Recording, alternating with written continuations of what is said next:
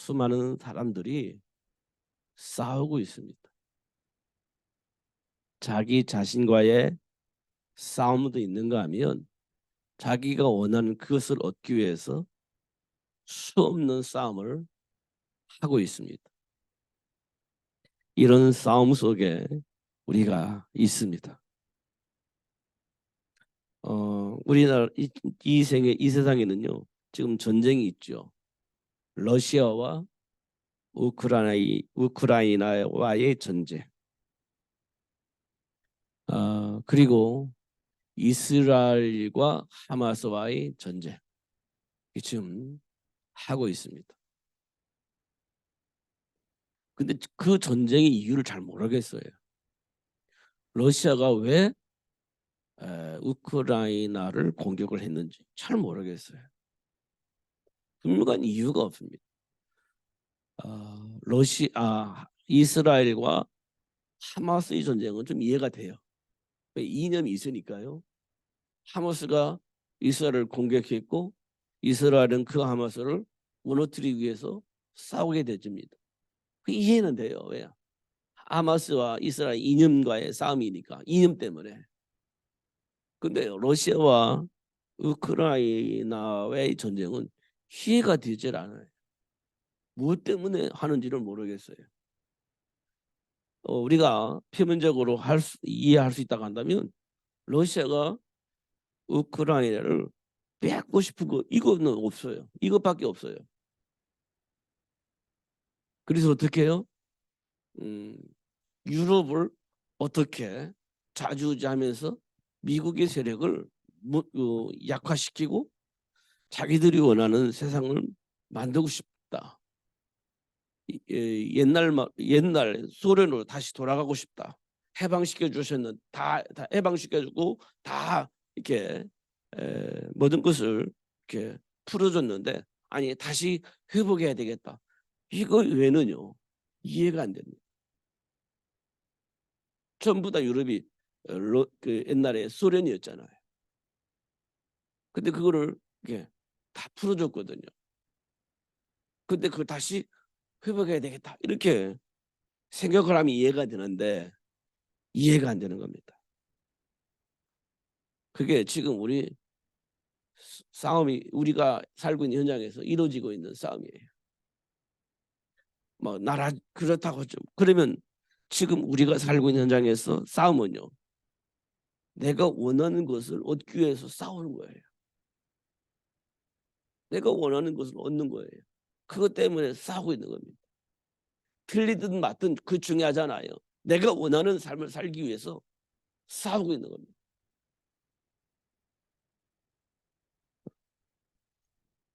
그 싸움을 사람들이 이해를 못해요. 내가 원하는 것 하고 싶은데 그럼 내버려 두면 되잖아요. 내버려 두면 어떻게 돼요? 엉망진창이 되는 거예요. 그러니까 엉망진창이 된다는 사실을 알기 때문에 그걸 못하게 하는 거예요. 그걸 보고 우리는 교육이라고 합니다. 이 교육은 언제 있으면 좋겠어요? 어리면 어릴수록 더 좋겠죠. 왜냐? 그게 어릴 때 정상적으로 각인되어 준다면 잘못된 길로 안 갈 것이기 때문에 어리면 어릴수록 그런 교육이 필요하겠죠. 근데 어릴 때는 우리가 그거 안 해요. 왜냐하면요. 어린 것이 뭘 알아듣겠냐. 어린 것이 뭘 알겠냐. 하고 방치를 하는 겁니다. 그리고 나서 조금 알아들을 때 이렇게 말하려고 하니까 딱 거부를 하는 거예요. 좀 뭘 알아들을 것 같아서 말을 하면 딱 거부를 하는 거예요. 싫어. 나는 내 마음대로 하고 싶어. 이렇게 되는 거예요. 그러면요. 힘들어집니다. 그러면 힘들어지는 거예요. 그러면 우리가 뭘 해야 되겠습니까? 어릴 때부터 교육을 하는 것이 중요하죠. 무슨 뭘 알아듣겠어? 뭘 알겠어? 아니요. 이미 사단에 의해서 내 생각과 마음이 장악되어지기 때문에 그렇게 계속 성장을 하는 거예요. 나도 모르게. 그래서 말씀 안에서 이게 터치를 해보려고 하니까 딱 거부 반응이 나타나는 거예요. 이걸 저는 요즘 많이 느끼고 있습니다. 어릴 때부터. 요기벳이 모세를 향해서 그랬을 것이다. 뭘 알아듣겠습니까? 그런데요, 각인시킨 겁니다. 하나님이 원하시는 것. 임신했을 때부터 하나님이 원하시는 것. 젖을 먹이면서 하나님이 원하시는 것. 애기가 뭘 알아듣겠어요? 그런데 그게 전달되어진 겁니다. 그래서 어떻게 해요? 자기 백성을 돌아보는 마음을 가지고 이렇게 반란을 한번 일으켜 보잖아요. 그게 우리에게 매우 중요한 일입니다. 정말 중요한 일. 생각을 하면 할수록 이게 정말 중요하다는 사실을 확인되죠. 오늘도 목사님하고 식사를 하면서 늦게까지 좀 대화를 해봤습니다. 답이 없어요. 결국은 답이 없습니다. 하나님이 원하시는 세계복음 우리가 알고 있잖아요. 답이 없어요. 그러니까 조직 만들고 힘 키우자 이거밖에 없어요. 조직 만들어서 힘 키우면 뭐합니까? 조금 곤란한 일이 벌어질 것 같아. 조직 만들고 힘 키우면 좀 곤란한 일이 벌어질 것 같아. 바리새인들처럼 그런 일이 벌어질 수 있는 가능성이 있겠다는 생각이 되죠. 사도 바울이요 로마 복음할 때 조직 세우고 힘 키웠는가 확인해 보면요 없어요. 그런 게. 사도 바울이 로마 복음할 때 어떤 조직이 있었나? 조직이 드러나질 않아. 로마서 보면 조직이 안 드러나요. 어떤 힘이 있으냐? 그 힘이 있는 거 드러나지 않아요. 로마 복음한 사도 바울이 로마를 복음화 시켰는데 조직이 있냐? 막강한 힘이 있었냐? 어떤 영향력을 입힐 수 있는 어떤 그런 힘이 있었냐? 없어요. 성경에 기록이 없어요. 그런데요. 로마가 복음으로 바뀌어요. 잘 한번 생각해 보세요. 힘 있는 조직과 어떤 막강한 어떤 권력을 가지고 현장을 장악했느냐? 절대 그렇지 않다는 겁니다. 그럼 뭐가 됐어요? 하나님과 함께하는 삶의 배경을 가지고 귀어졌다는 거예요. 그렇지 않고 우리가 힘과 조직과 능력을 가지고 하면 바리새인이 돼버려요. 결국 그렇게 되었을 겁니다. 누군가가 주장을 하게 되고 누군가는 그걸 따라야 되는 상황이 오게 될 겁니다. 근데 사도 바울은 그렇게 하지 않았어요. 하나님의 배경을 누리면서 사단의 일을 멸할 수 있는 사단이 현장 사단에게 잡혀져 있는 그 현장을 살릴 수 있는 삶의 비밀을 그리스도로 정리하고 그 그리스도 안에서 누릴 수 있도록 제자 만들어 간 겁니다. 조직화하지 않았어요. 그리스도를 알고 그리스도를 누릴 수 있는 제자 만든 거예요. 성경을 봐보세요. 로마서 16장 일꾼들 그 조직되어 가지고 뭉쳤나? 그렇지 않아요. 복음을 위해서 헌신하고 복음을 위해서 돕는 자가 됐지 조직을 만들어 놓고 나를 따르라 이렇게 하지 않았다는 겁니다. 세계 복음은 그렇게 되어져야 돼요. 보니까. 근데 우리는 세계 복음화를 위해서 조직을 만들고 힘을 만들려고 그래요. 그러면 결국은 어느 날 실패하게 될 것 같아요. 여러분도 그리스도 안에 있는 그 축복을 누리고 나도 그리스도 안에 있는 축복을 누리면 조직이 안 돼도 힘이 없어도 결국 그리스도 안에 있는 배경을 가지고 소통이 이루어지고 그 힘을 가지고 현장을 정복하는 일이 벌어지게 될 것이다. 그게 성경적인 것 같아. 그게 성경적인 것 같아. 우리는요, 뭘 확인해야 되냐면 그리스도 안에 있는 축복. 그거 확인하는 것이 가장 중요한 것 같아. 그걸 보고 우리는 정체성이라고 하잖아요. 옳고 그름이 중요하잖아요. 사단에게 속고 있는 부분, 하나 주신 축복, 이거 발견하는 겁니다. 그러면 다 될 것 같아요. 그러면 스트레스 받을 일이 별로 없을 것 같아. 옳고 그름 가지고 따지면서 분쟁할 이유도 없어질 것 같아. 그러면 사단이 이용할 수 있는 통로가 사라질 것 같아요. 이런 부분들을 우리가 하나씩 하나씩 확인하는 것은 매우 중요한 일인 것 같다. 이런 생각이 들습니다. 제가 오늘 내려오면서 이 단어를 생각했어요. 왜 제가 이렇게 한자를 쓰냐면 이게 가운데잖아요. 이게 마음입니다. 마음 가운데 무엇이 있느냐가 중요한 거예요. 마음 내 중심에 뭐가 있느냐는 거예요. 이거 확인하면 삶이 행복해질 겁니다. 이거 확인하면 내 중심에 뭐가 있느냐 이거 확인하면 행복해질 거예요. 자, 하나님이 우리를 창조하실 때 하나님의 형상으로 창조하셨어요. 이 말은 뭐냐면 중심에 뭐가 있어요? 하나님이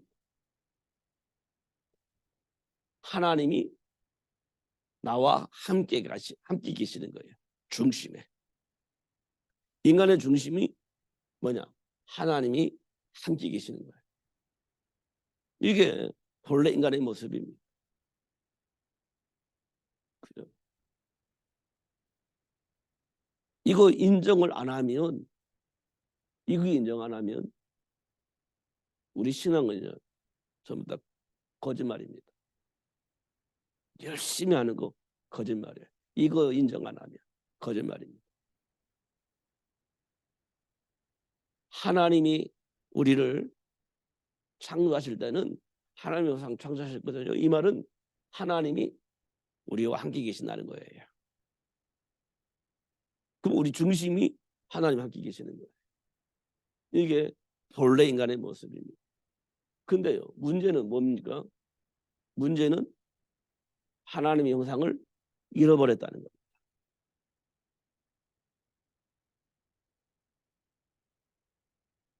하나님의 형상을 잃어버린 거예요. 이 말은 뭐냐면 내 중심에 하나님이 안 계신다는 거예요. 문제는 하나님이 내 중심에 있질 않아요. 그럼 누가 내 안에 중심이 있냐? 사단이 내 안에 중심을 차지하고 있는 겁니다. 이게 문제예요. 내 중심에 하나님이 계셔야 되는데 내 중심에 사탄이 있는 거예요. 이게 인간이 가지고 있는 문제예요. 근본 문제. 그래서 요한복음 8장 44절에 보니까 너희 앞이 마귀 이렇게 돼 있잖아요. 중심에 누가 있냐? 마귀가 있는 거예요.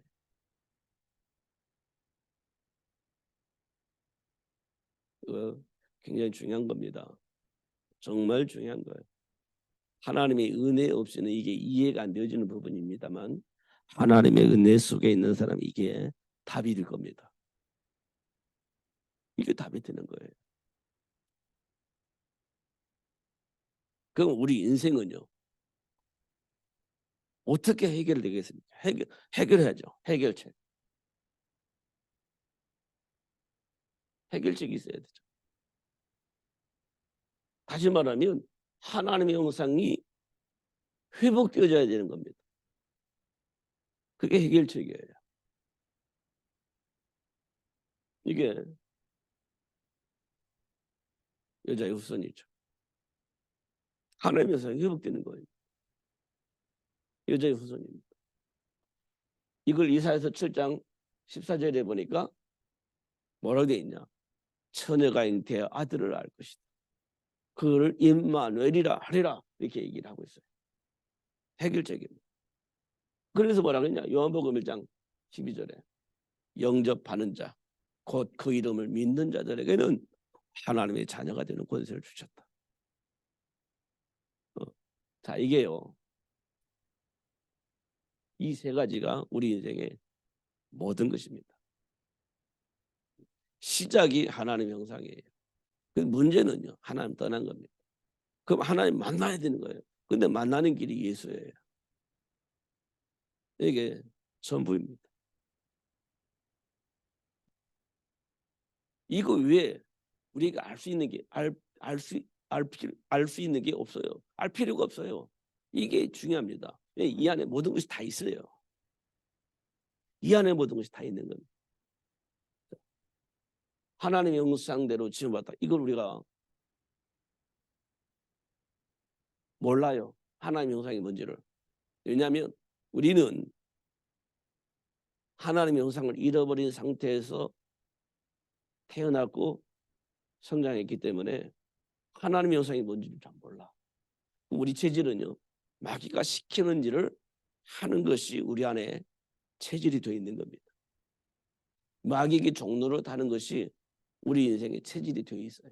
처음부터 그렇게 시작했고 그렇게 영향을 받았고 그렇게 성장을 해서 지금 우리 삶의 기준이 그렇게 되어져 있어요. 본질상 진노의 자녀의 삶을 살 수밖에 없는 그런 배경을 가지고 있습니다. 하나님의 형상대로 지음받았다 이 말을 이해를 못해요. 하나님과 함께하는 삶을 이해 못해요. 왜냐? 우리는 마귀가 시키는 대로 살아왔던 체질을 가지고 있기 때문에 그것이 맞다라고 생각을 하고 있는 겁니다. 못 벗어나요. 그래서 하나님의 은혜 속에서 은혜 속으로 들어와야 이걸 알아요. 아, 내가 마귀에게 속아서 일생 마귀에게 종노를 하며 살았구나 이런 걸 알게 되죠. 그게 하나님의 은혜입니다. 이 은혜 속에 있을 때 비로소 하나님의 형상을 회복해야 된다는 사실을 알게 되어지고 그 회복할 수 있는 길이 예수라는 사실을 알게 되죠. 그게 하나님의 은혜입니다. 이게 전부 다예요. 복잡하지 않습니다. 근데요, 문제가 뭐냐면 하나님을 떠난 인간은요 계속 저주와 재앙이 와요. 왜요? 하나님 주면 축복을 누릴 수가 없기 때문에. 하나님 주면 축복을 누릴 수가 없어요. 그게 성공해도 실패하고 실패해도 실패고 실패가 계속 오는 거예요. 그게 인간이 가지고 있는 문제입니다. 성공해도 실패해요. 결국은 실패하면 또 실패하고요. 결국 실패해요. 그래서 사도 바울은 우리를 향해서 뭐라고 말하냐? 본질상 진노의 자녀 이렇게 얘기를 했습니다. 그런데요, 실패 속에 살고 있는 사람 우리가 원하는 게 뭡니까? 실패하지 않는 거예요. 성공하는 거예요. 근데요, 성공이 없어요. 하나님을 떠난 인간에게는요, 성공이 없어요. 실패만 있습니다. 근데 실패를 안 하고 싶잖아요. 실패만 있는데 우리는 성공하고 싶은 거예요. 근데 성공 없다니까요. 이거 이해가 되어져야 됩니다. 하나님 떠난 인간은요, 성공 없어요. 절대 성공 없습니다. 근데 성공이 있다라고 착각을 해요. 그러니까 하나님 없이도 얼마든지 성공하고 또 실패를 극복할 수 있는 삶을 살 수 있다라고 착각을 하는 겁니다. 그러니까 방법을 찾는 거예요. 결국은 그들이 하는 짓이 뭐냐면 우상 숭배하는 겁니다. 인간의 힘은 한계가 오고 한계가 오니까요. 어떤 절대를 찾게 되어 있어요. 그게 우상 숭배하는 겁니다. 결국 실패하게만 인생은 실패가 되어지고요. 나로 인해서 우리 후손까지 실패하게 되어지는 그런 결과가 나와요. 그게 하나님을 떠난 인간의 모습입니다. 저와 여러분이 그 속에 지금까지 살아왔던 겁니다. 그래서 벗어나 보려고 발부둥친 거예요. 그게 종교생활입니다. 그게 종교생활이에요. 종교생활은요, 교회 안에도 있어요. 하나님을 떠나 있는 이 사실을 모르면 그건 종교생활이에요. 그래요. 하나님 만나야 된다는 사실을 모르면 종교생활이에요. 왜? 결국은 성공을 위해서 사는 거잖아요. 행복을 위해서 사는 거잖아요. 근데 하나님 떠났는지 안 떠났는지 이건 중요하지 않아. 내 인생 성공하고 싶고 내 인생 행복하고 싶어. 여기에 목적을 두면 종교생활이 되는 거예요. 이건 정말 있거든요. 그건 뭘 알아야 되니까. 하나님의 형상. 하나님의 형상을 잃어버린 인간. 이거 알아야 되는 겁니다. 그러면요. 예수가 내 인생의 답이라는 사실을 알게 돼요. 그때부터 종교에서 벗어나게 되는 겁니다. 그때부터 종교에서 벗어나는 거예요. 이 세 가지입니다. 해결책. 이게요. 내 안에 중심에 있느냐는 거예요. 그렇지 않으면 다른 짓을 하게 될 거거든요. 다른 짓을 합니다. 막 올바로 살자, 똑바로 살자. 그게 바리새인이에요. 근데 스트레스 받아요. 그것 때문에. 그것 때문에 스트레스 받아요. 막 정죄하고 막 비판하고 그렇게 사는 거 아닙니까? 예. 틀린 것이 보여지니까 고쳐야 되잖아요. 틀린 것 맞아요. 그것은 틀린 거니까 고쳐야 되죠. 근데 내가 뭘 고쳐야 될지 몰라. 안 고쳐져.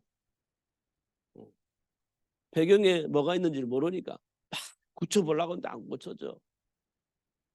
그럼 어떡합니까? 안 고쳐지는 걸.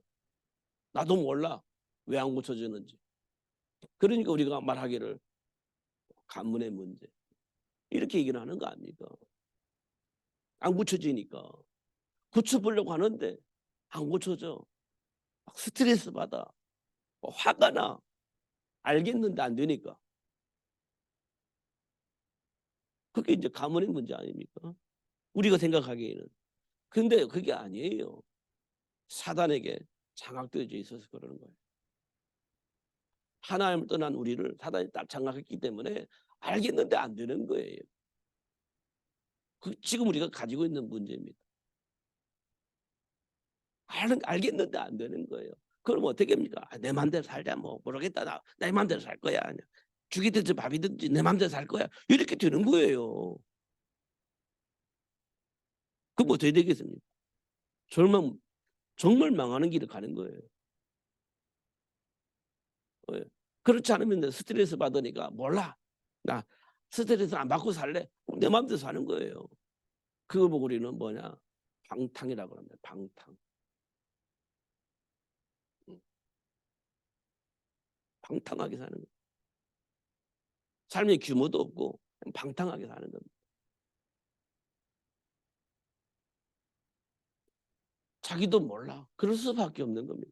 그게 하나님을 떠난 인간이 가지고 있는 문제예요. 이걸 안다면 그리스도가 인생의 답이라는 사실을 알게 돼요. 이걸 내 중심에서 확인되어지고 있느냐는 거예요. 이게. 그러면 여러분 인생은 다 보일 겁니다. 지금까지 내가 어떻게 살아왔는지, 무슨 생각 속에 살았는지, 그럼 나는 어떻게 살 것인지 다 보일 겁니다. 이게. 세계복음화 정말이구나. 복의구는 사람 나는 어부. 이게 전부 다 답이 보일 겁니다. 인생의 여정이 다 보이게 될 겁니다.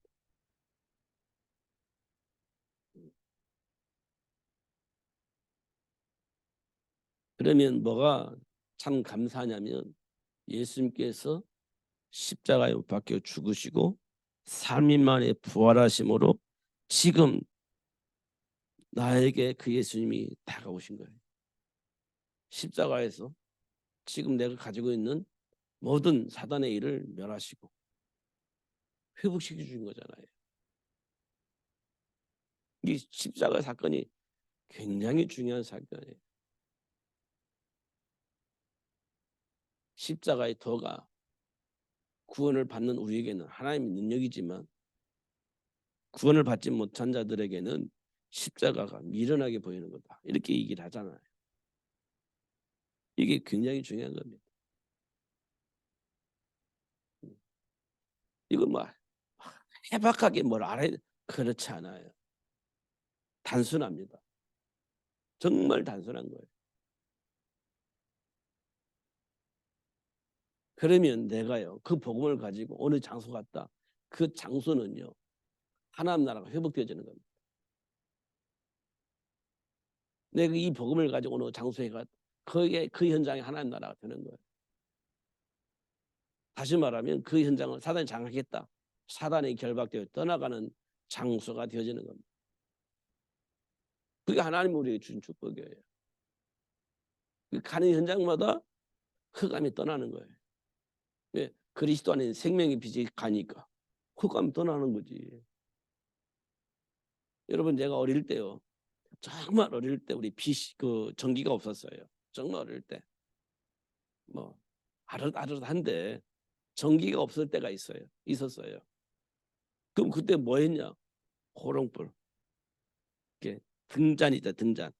이렇게 기름 넣고 이렇게 침지 넣고 불 켜고 그거 가지고 이제 저녁을 보내는 거예요. 호롱불,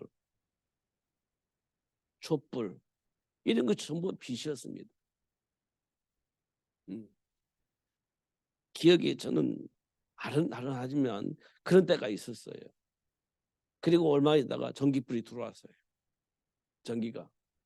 그러니까 호롱불이 필요 없어. 촛불이 필요 없어요. 전기가 들어오니까. 그럼에도 불구하고 전기가 나가면 뭐가 필요해요? 그 빛이 필요한 거예요. 촛불이 필요한 거예요. 전기가 나가면 촛가 필요한 거예요. 촛불이. 근데 그 촛불이요. 아무것도 아닌 것 같은데요. 칠흑 같은 밤을 밝혀줘요. 칠흑 같은 어둠을 밝혀줘요. 그 촛불 하나가. 그렇습니다.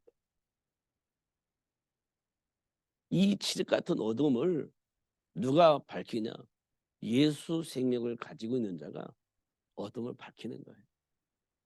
모르지. 나는 촛불 뭐 촛불 주제에 뭘 하긴. 근데 그 촛불이요. 어둠을 밝히는 겁니다. 나는 아무것도 아닌 것처럼 보이는데 어둠을 밝혀요. 그 촛불입니다. 제가 고등학교 다닐 때 지금도 어렴풋 생각나는데요. 야, 어둠은 빛이 나면 어둠은 당연히 없어져. 그랬더니 그 친구 하는 말이 아니 어둠이 오면 빛이 없어져 이렇게 얘기를 해요. 이렇게 얘기를 하더라고요. 야 태양빛이 오니까 어둠 물러가지. 봐봐 어둠이 오니까 태양 물러가지. 그렇게 얘기를 해요. 바보 같은 대답이죠. 태양빛이 딱 뜨니까요. 어둠이 물러가지. 어둠이 태양을 이겨먹는 건 아니거든요. 근데 그 친구는요. 그렇게 얘기를 하더라고요. 태양이 다 물러가니까 어둠이 오잖아. 그러니까 어둠이 태양을 이겨먹은 것처럼 얘기를 하는 거예요. 아니요. 태양이 가니까 어둠이 오는 것이지 어둠이 태양을 이겨먹는 게 아니거든요. 근데 그 친구는 그 얘기를 하더라고요. 그렇습니다. 어둠이 빛을 이겨먹지 않습니다. 어둠이 없어지니까 빛이 없어지니까 어둠이 오는 거지. 예수 생명 안에 있는 빛이 내 안에 있으면 어둠은 절대 들어오지 못해요. 우리가 그 빛을 누리지 못하니까 어둠이 덮어버리는 거지. 빛을 가지고 있으면 어둠 절대 들어오지 못하고 이런 것도 우리가 확인을 해야 됩니다. 이 십자가 사건은 굉장히 중요한 사건이에요. 이 부분을 여러분들이 꼭 기억을 하셨으면 좋겠어요. 이거 하나님을 떠나니까요. 오늘 본문에 뒤 있잖아요. 투기와 술 취함과 방탕함과 그와 같은 것들이 그와 같은 것들이 그렇게 되어 있습니다. 전에 너에게 경계한 것 같이 경계하노니 이렇게 되어 있어요. 이게 어둠의 모습이에요. 어둠의 모습. 그리스도 안에 있는 생명이 빛이 없을 때의 모습. 그런데 그런 우리에게 그리스도 안에 있는 생명의 빛이 들어왔다 이겁니다. 그럼 과거의 모습 십자가에서 다 끝내버렸다는 거예요. 다시 한번 여러분 중심에 깊은 묵상을 통해서 답을 얻으시는, 그리고 하나님 주신 축복 속에서 삶의 이유를 가지고 준비된 축복을 누리면서 승리하시는 여러분 되시기를 예수님의 이름으로 축복합니다. 꼭 기억을 하셔야 됩니다. 그래야 세상을 살릴 수 있어요. 우리는 단순히 잘 먹고 잘 살자고 하는 게 아니에요. 세계를 복음화해야 되는 겁니다. 그것 때문에 우리가 하나님께로부터 부름을 받은 거니까요. 중심을 가지고 기도하면 참 좋겠다 그런 생각이 되죠. 기도하겠습니다. 살아계신 하나님 아버지 감사합니다. 성령으로 역사하여 주옵소서. 능력으로 역사하여 주옵소서. 현실을 보며 영적 상태를 볼 수 있는 눈이 열려지게 하여 주셔서 마가다라 성도들이 누렸던 그 복을 누릴 수 있도록, 안디옥 성도들이 있던 그 복을 누릴 수 있도록 축복해 주옵소서. 예수님 이름으로 기도하옵나이다. 아멘.